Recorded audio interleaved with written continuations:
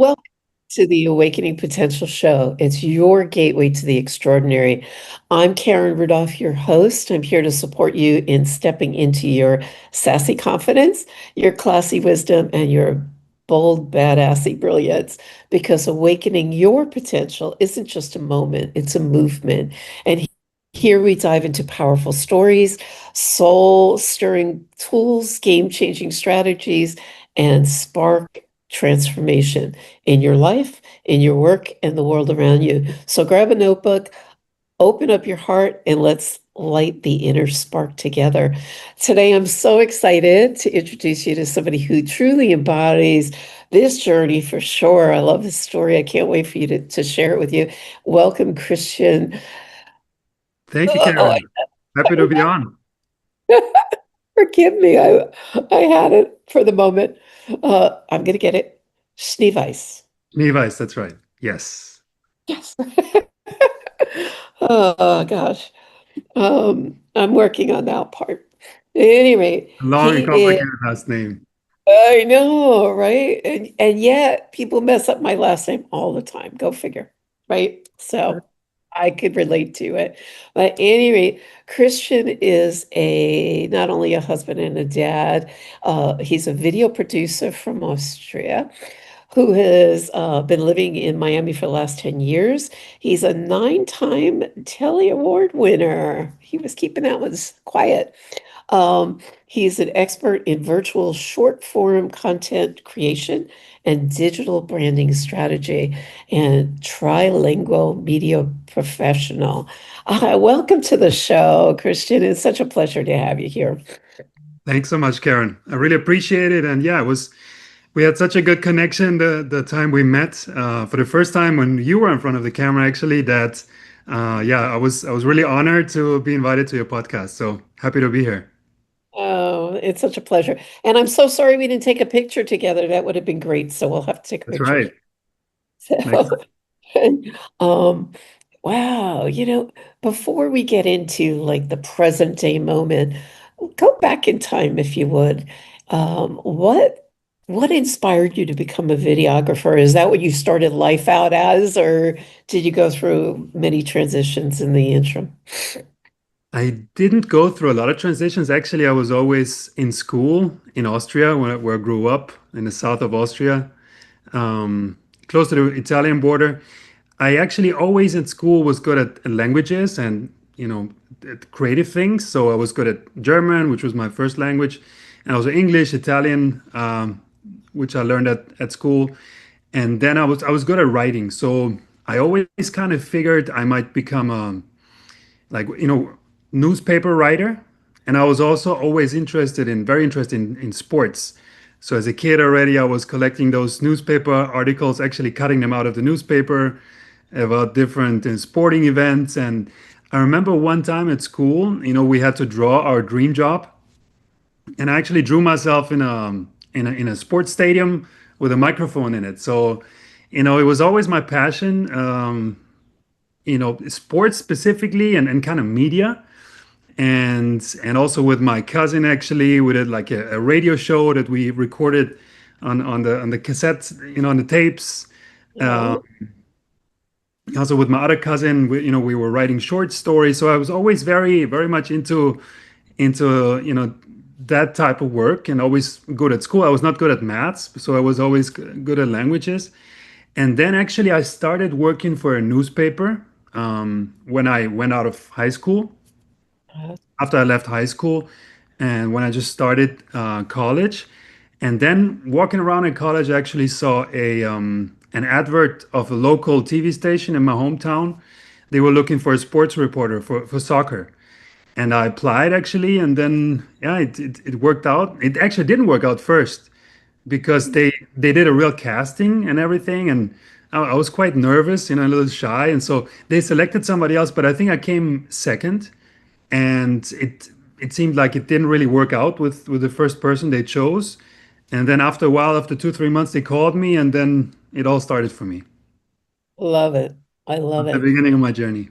the beginning of your journey. Wow. So obviously a creative as well. So journaling to videography. And I know they both mesh together. So how did that come to be? You mean with the writing part and then the videography? Yeah, all of Yeah. that. So first I was more in front of the camera and I did interviews and I prepared everything for the editor. Back then, I think that was in 2000 and let's see, I think that was 2004, I believe, so a while ago. And we still had the cassette tape, so when we came back from a shoot with 2 hours of footage, we had to digitize the footage. So you had to wait, from one recorder to the next and record it, play and record. So it was real time, right? So it was very different. No SD cards yet. And so I kind of learned the technical aspects of everything a bit later when I started, also filming myself and editing myself.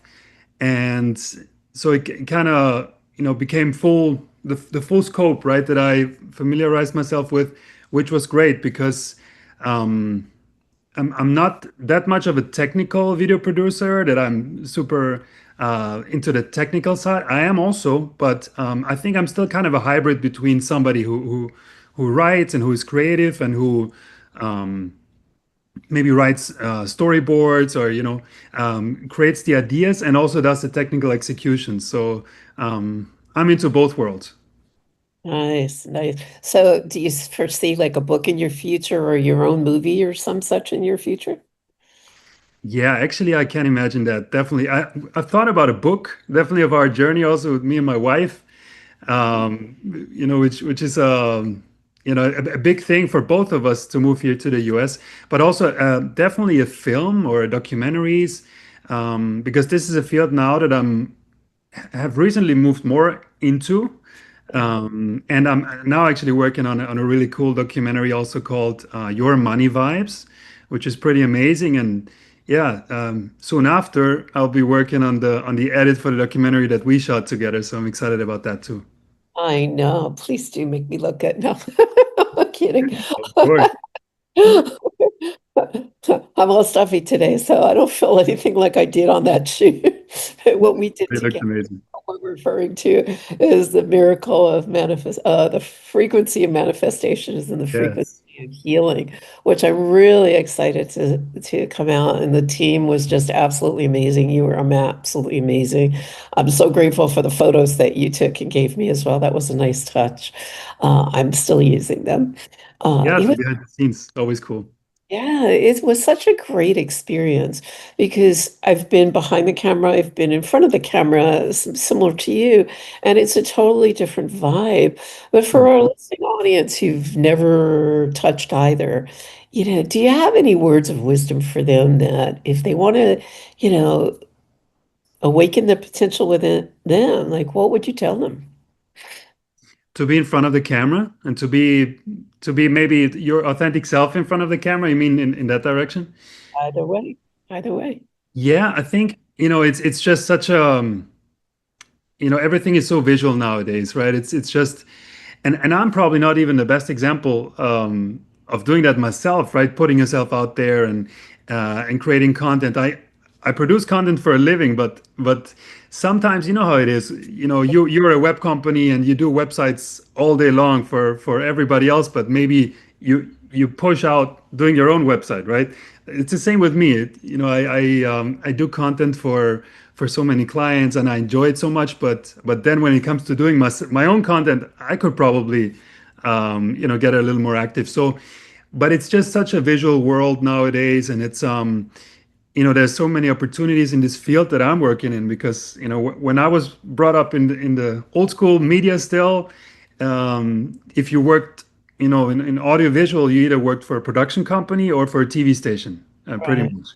And nowadays, every bigger company has a position for video production in-house, and yeah, every company, every single person needs content. We're producing content now together, so it's something very critical. And you know, the best piece of advice would probably be just be your authentic self and don't think about the camera that's filming you or who's listening or who's gonna think what about what you're saying. As long as you're your authentic self and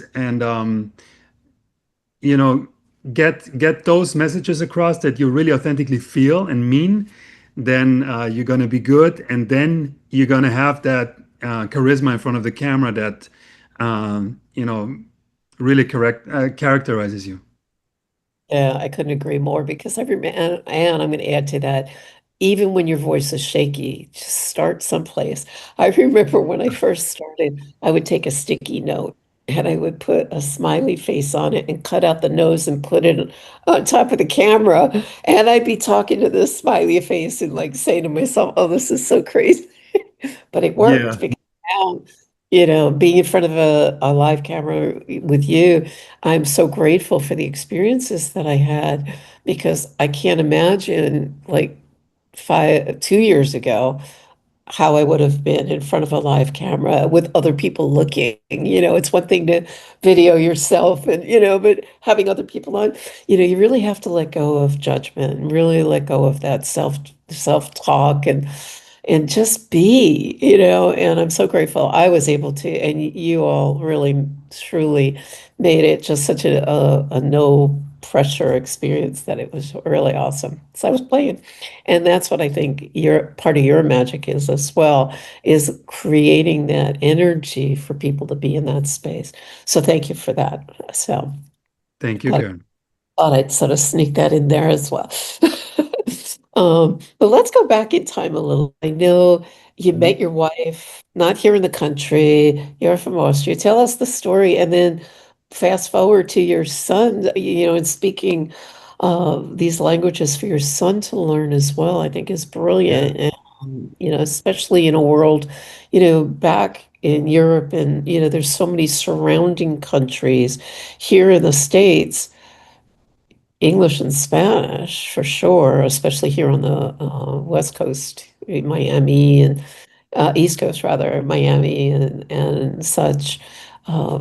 Spanish is just coming up the coastline fast and furious, and it's not something that was natural, certainly for me, because it was all English when I was growing up. So right. think Yeah, about. it is really a fascinating, time we live in, and fascinating environment. So, yeah, I've lived here down here in Miami for the last 10 years or 11 years, I think. And the reason why I'm here is because I met my future wife we met in 2013 in Spain, actually. So my wife's Mexican and she studied in Madrid. So she did the first part of her master's there. And well, we met in Pamplona. There's a big festival there, the San Fermin Festival, and we met in the morning hours there. Very unlikely time and place to find the love of your life, but we did meet there, and it was already daylight actually, and yeah, I actually back then thought I was going to find her just with her first and last name because I thought, well, it's social media, nowadays. So I didn't ask for her phone number. I asked for her full name, and then I thought I'm going to look her up on Facebook, and then I'm going to find her, and then, but I actually didn't. So it took me like 10 days or so to find her, uh, and I was just all day long. I was just researching when I was back in Austria already, and and then I found her on LinkedIn because luckily her professor there at the University in Madrid told the class 1 2 days earlier that you got to be on LinkedIn nowadays, professional network. So then I sent her a LinkedIn request, but I had already sent a LinkedIn request to so many others with or Facebook request and all that to so many others with the same name as her. Apparently, all over the world, there's a couple of those out there with that same name. So I was then her first LinkedIn but she didn't have a profile picture. She sent me back a Facebook request based on my long and complicated last name, and this is how we eventually connected. So that was a journey in itself. Then we met in Europe a few times, and we spent Christmas together. And then she went to California because she did the second part of her master's there. And this is when I I was already over 30, and this is I've never been had never been to the US before at that time. So this is the first time I ever went stateside, and I visited her in California. And then, well, then I decided to stay for 3 months, um, which is what I could do at that time, the 3 months. And um, I actually wanted to take her to Europe, but she didn't want to go at that time because it was, we didn't know each other for so long yet, and it was very far from her family, obviously from Mexico. So then I decided to move to the US, and we then went here to Miami because she has an uncle here. So it was just more like coincidence, and with her type of visa that she's an accountant, she could then work with his company. Um, and this is where it all started. And yeah, what a beautiful journey. And then I learned Spanish along the way. I was already learning Italian at school in Austria, which helped with the Spanish. But now I'm really fluent. And yeah, now with our son, obviously we speak. So my wife only speaks Spanish with him, and I only speak German. And we can already tell he understands, different words in both languages. So yeah, he's 15 months old right now. Okay. What a great love story. And having a son so young, being able to be bilingual, that will serve him for life. And I am so sorry I did not do that with my children. I actually gave them the opportunity. I had a sitter that would come in and she would only speak Spanish with them. They understand it, but they don't speak it. So, Hmm. but that's on That's them already now. great. But it's a start. It's a start, especially with Spanish moving through the country at the speed it is. I think it's so important to have a second language. And, music is my next one I want to learn. So, Yeah. yeah, that's on my list. So, in all my free time. But, do you play an instrument? Actually, not anymore. I played the flute in school. So I wasn't. My brother is actually he has a band, so he's playing a lot of music. I no, then kind of stopped later on. Yeah, I was more into my type of art. Yeah, with the media. Nice. What's your favorite part of your art, your creativeness? It's really, I think it's really being creative and being in the flow. So I think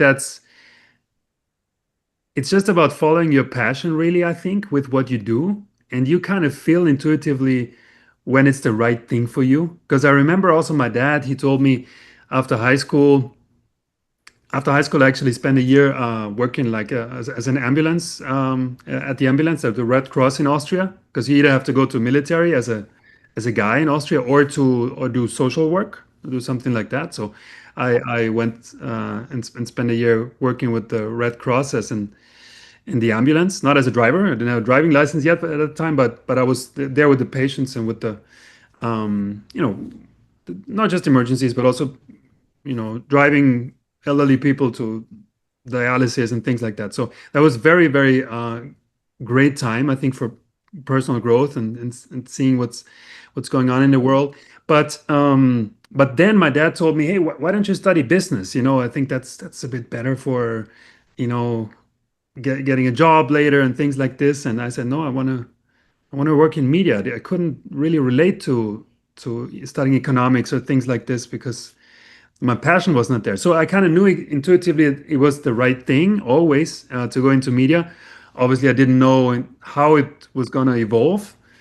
But yes, I think um, that was my point that I was trying to make. So you intuitively feel when you do something that it's right and it feels right and it's your gifts that you can really lean into there, and when you're in the flow, when you're working for hours and you don't even notice that the time is passing or what time it even is, then you're doing the right thing. Absolutely. And you obviously have a positive mindset as well, which I'm sure supports. Yes. Yes. Yeah, absolutely. So I'm curious, like, what's the biggest challenge you've had to overcome in life?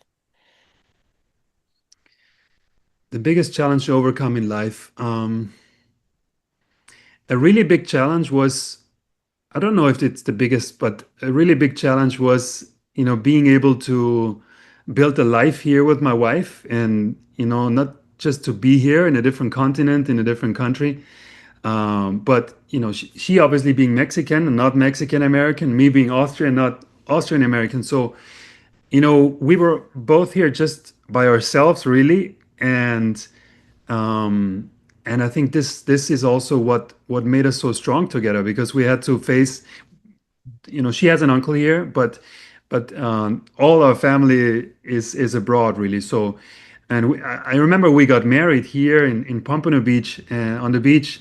It was beautiful because it was a small wedding, obviously, because everybody is abroad, and everybody had Right. to fly in. So the Austrians and the Mexicans were flying in from abroad, and our parents met each other for the first time that time, face to face, and it was a beautiful cultural blend as well. The wedding itself. But I remember on the honeymoon, and we took a cruise. I sometimes couldn't sleep at night because I was thinking, I think our visa was going to expire in a few months, and we didn't really know what to do, right? So, um, and I was worried at that time because I didn't know how we were going to build a life together. We just got married. But if it's supposed to be and supposed to happen, then it will happen, right? And that's what I learned throughout this process, that you just follow your heart, and I followed my heart. Otherwise, I would have never moved here because I felt it was right to do it, right? There were friends over there in Europe who said, "What are you doing, right? You're moving to a different continent, to follow, love," but it just felt right to do it, and I never looked back, and here I am now, 11 years later. But we had to overcome quite a few things there along the way. But I think this is also what made us so strong and so inseparable together, because this is something that we built together Right. here, in this beautiful country. So um, yeah, it's pretty amazing, and it was just meant to be, because and yeah, now we've had the green card for 5 years, and we're ready for citizenship, actually.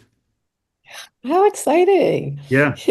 You're amongst many of my friends that have come through with citizenship, and it's been such a journey and adventure for me to go through that with them, and seeing the end result and the joy in their faces and the celebrations and such. So I look forward to hearing more about that with you as well. And you sort of touched upon what the life lesson was, but is there any other life lesson? I mean, you've had a beautiful journey and obviously a lot of changes, right? And significant changes throughout life.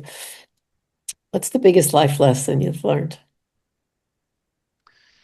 um what's the biggest life lesson I've learned? That is, you mean like learning from a challenge, from a mistake, or anything Just, specific? no, just whatever comes to mind. Yeah. Okay. It's really follow your heart and follow what you really desire, and put everything into it. Um, don't second guess yourself, because Yeah. you can trust your gut. When you intuitively feel that it's right, then you can sometimes, your brain can overthink things that aren't supposed to be overthought. And so yeah, I always lean into my intuition and where it guides me towards. And Yeah. then, yeah, then I put everything into it that I can, and I'm very, very consistent with my goals, and the steps it takes, in to get there as well. I remember my wife, at the beginning, as I told you, I wanted to take her to Europe, and say, hey, let's live in Austria, and she didn't want to go. A few years later, she said, I would go tomorrow if you want to go. But then I didn't want to go because I knew we fought so hard here to build something, and then I had several jobs. I actually went to study in a media school here first, and then they decided to hire me because they saw that I had a lot of experience, and then I taught broadcasting at high school level, and already built my company along the way, my video production company. And when it was time that when I was confident, also with the support of my wife, that I can live off of my production company. Then I left the school, and so we had fought very hard for everything we have.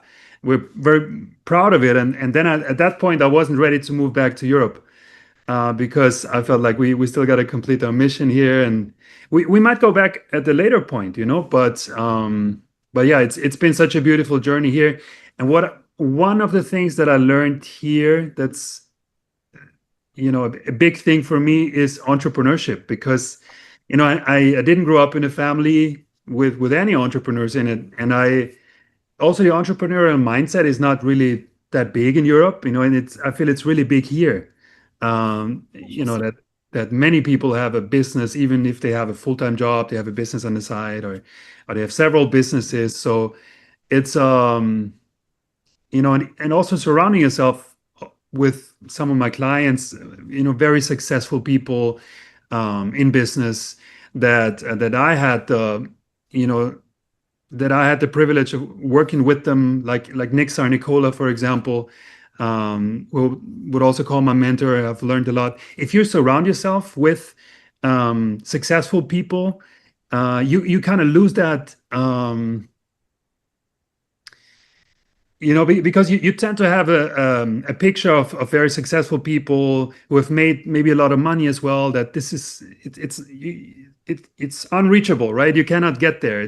But as the proximity of people is everything, right? So the more you are in the proximity of people that are successful and that have that mindset, growth mindset, abundance mindset, all of those things, the more it becomes natural to you as well, and it feels normal. And you see, wow, those people are also just regular human beings that just have a different mindset, a different mentality, and you know, I think in that aspect, I learned a lot here in the US, which I would have never learned over there in Europe. Interesting that you say that. And I really admire you and acknowledge you for, one so young, and you are young. I mean, let's not kid ourselves. That you're so in touch with your intuition. And, I teach this for a living. This is part of what I do and how I ended up on the frequency movies. Um, it's almost like a natural gift for you. It's seemingly to me, when I'm listening to you, it's a natural gift because so many gentlemen, especially here in the culture of the United States that I've met, it's like, men are not supposed to cry, they're not supposed to feel, they're not supposed to fill in the blank. And yet intuition is our guiding light, so why wouldn't they want to do that in a sense? So, it's giving themselves permission to step into that internal knowing. And that's really what the sassy, classy, badassy is all about. The classy is all about the self-confidence, and the sassy, rather, is all about the confidence. The classy is all about that internal wisdom and trusting it. And you said the same words. I just put it differently.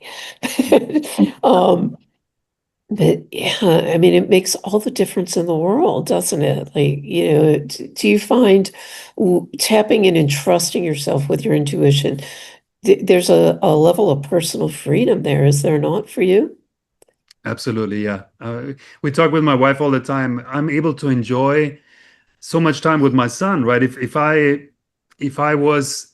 needed to go to a full-time job every day, and it's a lot of traffic in Miami, and you might spend 45 minutes to an hour in the car just one way, and then you work for 8, 9 hours, then you come back. And so it's really a privilege to be home so much when I do editing work, and of course I'm also on my shoots. But yeah, it's a very flexible schedule that I'm able to make for myself, and yeah, so I'm part of so many important steps also, together with my family, with my son, and to see how he does something new every day. It's a surprise every single day. So yeah, I think I'm very blessed in that aspect, that I can have that freedom for myself, and um, Absolutely. yeah, I love it. Yeah, so you're going to put a camera in his hands, his little hands, sooner than later. Definitely, yes. I love that. He's actually already done like a selfie video one time. I love that. I remember when my kids were young, I gave them a camera and I would have pictures of my knees. And as they aged, would go up later to my face. But I think I still have those like shots, some of those Awesome. Yeah. myself because they were actually prints back then, but Yeah. it was so much fun just seeing through the eyes of a child, the curiosity and the wonder. And I just love that aspect. Exactly. Yeah. Yeah. It's yeah, you rediscover the world, through your kid's eyes again, or just nature, taking him outside and seeing how he pays attention to every single bird or butterfly, or he pays attention to things that you then also automatically pay attention to because he does, right? So, and you see the wonder in his eyes, and you're like, wow, I think we should all just go outside and pay attention to these things, but we always just so much in our head and the next thing we got to do and accomplish, and in our everyday stresses as well. And Yeah. so it's there's many lessons in that too, just um to see life a little bit through the lens of your own kids. It's perspective, right? It's Yeah. perspective. I, I sent a client out on assignment, a grown, he's in his 60s, and I sent him out on assignment this morning well, last night was the assignment, but this morning he walks his dog every day and he's so in his head consistently that he's stressed out. Mhm. And, life is happening fast and furious. And I said, stop, take a breath, right? And go a different route with the dog this morning. And I report back to me later on because I Yeah. want to know what you saw, heard, and felt after it. And he said to me, oh my God, Karen, he texted me at lunchtime and he is like, I feel so much lighter and so much more relaxed. And I said, what else did you see? Because he was telling me internal things. I said, what about the external? He's like your son, I was noticing birds and life around me. And I said, you were present with your dog too, right? He's like, yeah. Yeah. So, yeah, Yeah. but it's a muscle. If we don't practice with the muscle shape, when you change the way you look at things, the things you look at change. So I'm willing to bet, Christian, I'm willing to bet there's a documentary with your son through your son's eyes. I bet that would be an amazing documentary. That's a great idea. I love that. Capture it now, and then imagine later, on sitting, around a dinner table when he's an adult or something. And remember when, and look at what you Wow. inspired and Yeah, who knows where, right? that's a really brilliant idea. Yeah. We should definitely do some more planning on that one. Love it. Right?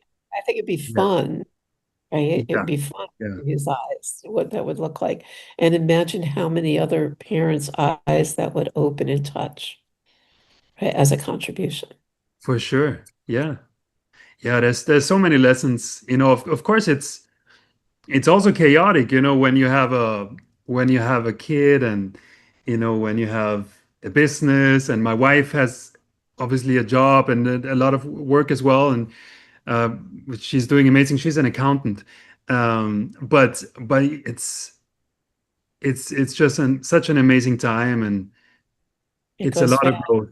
Yeah. And it goes so fast. I mean, you just see it when you look at the pictures from a few months ago. Oh my God, he looks completely different and does so many different fine. things. Yeah, yeah, absolutely. So enjoy it now. Make the time, I'm begging you, because I Yeah. look at and I was a single mom pretty much, Yeah. and I look at my children now, and they're all young adults, and it's like I could close my eyes. It was like yesterday, and it just went that fast. And then I was so busy working that I missed out on so much because as a single mom, it was like I just felt so focused. I got to do this, and I got to do this, and I'm doing it for the family, and Yeah. Yeah. That must be really challenging because it's also, and I feel that to a certain extent too, definitely nothing compared to what you did. But on the one hand, you feel like it's so important to provide, right? Because you want to provide and do the best for your family, but um, on the other hand, then it's also you want to spend as much time with your kids as possible. So I think it's a fine balance. You got to be careful that you're not going from one guilt trip to the next one, because when you're working so hard, and trying to provide, then there's a little bit of guilt there that you don't spend time with him. But when you spend time with him, you got to be careful not to be guilty that you don't That's provide it. So you always, have to make your best effort just to be in the moment and to be in the present, um, and don't think about the other thing that you're missing out on. Yeah, absolutely not. Yeah. This has been such a pleasure. I always ask, I call it pearls of wisdom. Some people call it hope or truth. What is one pearl of wisdom you'd love to enjoy leaving the listening audience with as a takeaway? I'd say it's just, trust yourself, but also trust the universe that everything is meant to happen exactly the way it's playing out. And even if there's roadblocks, difficulties, challenges to overcome, those are the lessons that are supposed to be there for you to learn and to evolve into your next onto the next level. Because in the moment, things are sometimes hard because you can't see into the future. But it's sometimes it's also important just to ask yourself the question, is that going to be important 5 years from now, 10 years from now? And most of the time, you're gonna say most likely no, right? So when you're getting upset, when something worries you, um, and when you look back at those challenges that you already overcame in your past, looking back, most of the time you can smile about it, right? Because um, it all most of it, either came to a very positive, or you turn it into a positive because you grew wiser, you learned from it, you evolved. So yeah, it's just having trust in yourself and also in the universe that everything will be okay. Awesome, awesome. This has been so enlightening and so cool to reconnect with you. And I Thank you. certainly Same look, here. I'm hoping they do some sort of redo so I get down there in Miami again to play with y'all and give you all big That'd be great. smushes. Yeah.